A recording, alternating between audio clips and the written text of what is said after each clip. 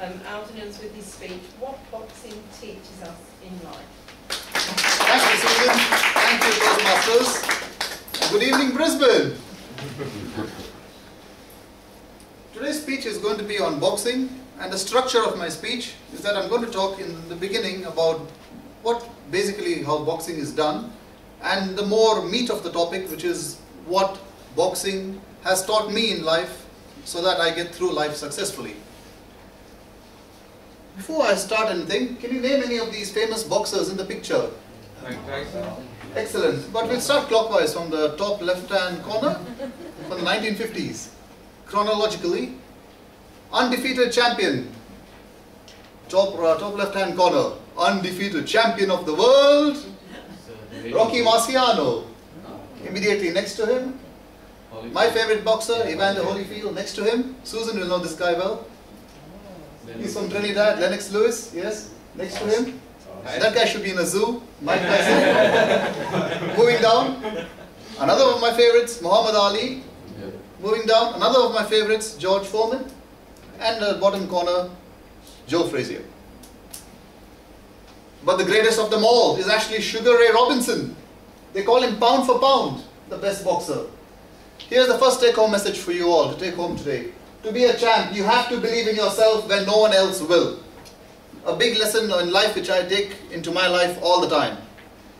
These are my famous red boxing gloves. And at this point, I'll take a brief interlude before I go back to the main topic and show you how boxing is actually done. Don't worry everyone, I'm not going to box anybody tonight. Pleased about that. So what is this? These are not dentures from the geriatrics ward. These are mouth guards. Got to wear it into your mouth when you actually box to prevent your own teeth from coming out. There was a boxer called Sonny Liston in the 1960s who knocked out opponents so hard that even their own teeth came out with that boxing thing. Very nasty boxer. This is how you wear boxing gloves, and there's a basic stance for boxing. You've got to have your back leg slightly at an angle like this, and this hand is called the rear hand, always protects your jaw. This is the forehand, which does what's called the jab. And boxing is not like toy soldiers. In boxing, you've got to move around, you've got to be very, very flexible. Your movement should go like this, you've got to dodge punches. And many professional fighters make the mistake of trying to score points too fast, exposing the face, getting knocked on the chin and getting knocked out. That's a big mistake. So whenever I go to the boxing ring, I always protect my face at all times. That's why I don't have any scars on my face. I've been on the boxing ring all the time. I haven't broken a tooth, I haven't broken an eye socket, I haven't broken a jaw.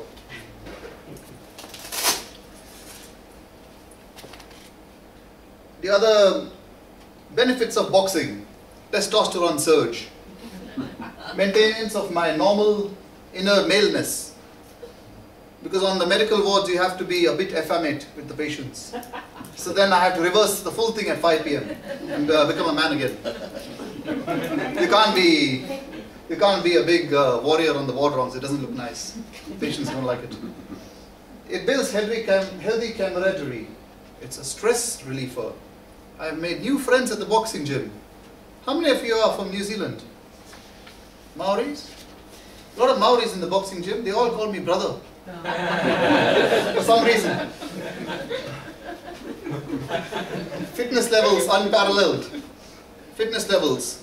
An extension of my philosophy, which is the meat of this topic, which we're going to. Here's some of my YouTube videos. Some of you must have seen me actually boxing in the ring, doing real boxing.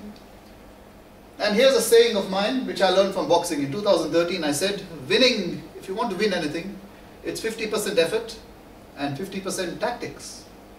Winning is as much about pure effort and skill as it is about tactics. And I'm going to highlight 2 boxing matches soon after these, as to where tactics won the fighters their matches when they were not favored to win.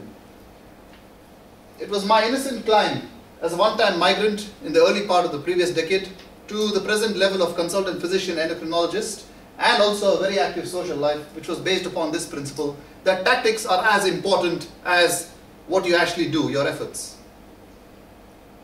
Several examples in life. I'll skip this slide for the interest of time, and we'll go to our first fight, which all of you are interested in. How many of you remember this fight? Rumble in the Jungle. How many of you remember this? 1974, I wasn't even born yet. At this stage, I'll just go into a few little videos and tell me what you see in this video. I'm going to show you a little bit of footage.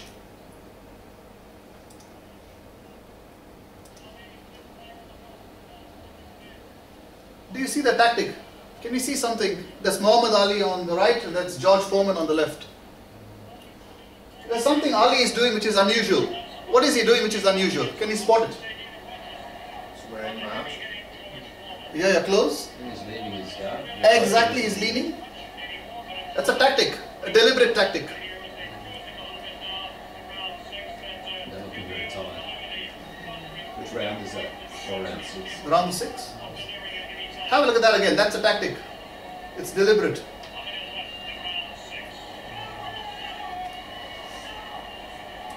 I'll stop here in the interest of time and I will highlight the background of this match and that will make that tactic very clear what it's all about. Rumble in the jungle. Muhammad Ali in 1967 decided not to fight in Vietnam and the American government unfairly stripped him of his boxing license and he was left unemployed for half a decade.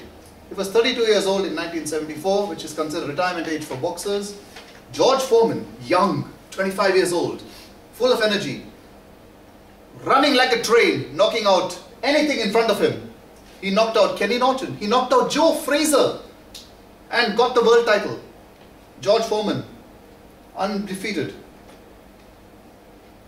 Ali passed his prime. Some people even feared for Ali's life at this fight. Foreman's record, 40-0 with 37 knockouts leading into this fight. This is the tactic, rope-a-dope. You noticed Ali leaning on the ropes deliberately and he took a lot of punches and he gave Foreman a lot of taunts. What kind of taunts did he give Foreman? He told Foreman, you're punching like a sissy. He told Foreman, let me see you box. He told Foreman, I haven't even started dancing yet. What did Foreman do? Inexperienced. Foreman had won all his 40 fights within 3 rounds. Foreman did not have the stamina to last 15 rounds.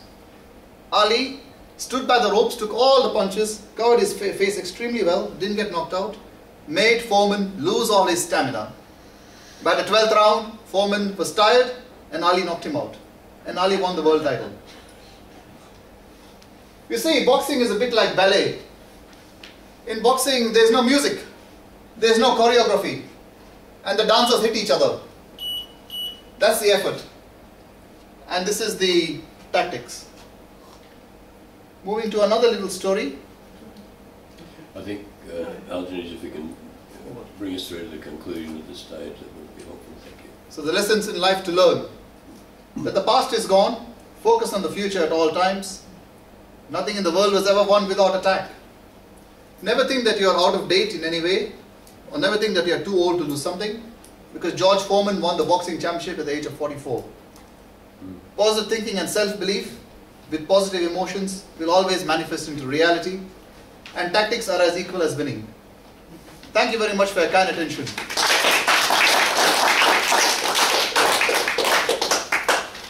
Thank you, Algenis. That's most informative and 50% effort, 50% tactics. It's true. Remember that. That's probably a good thought for us as Toastmasters as well. That, it's the way we present things as well as the effort we put into preparation. We have one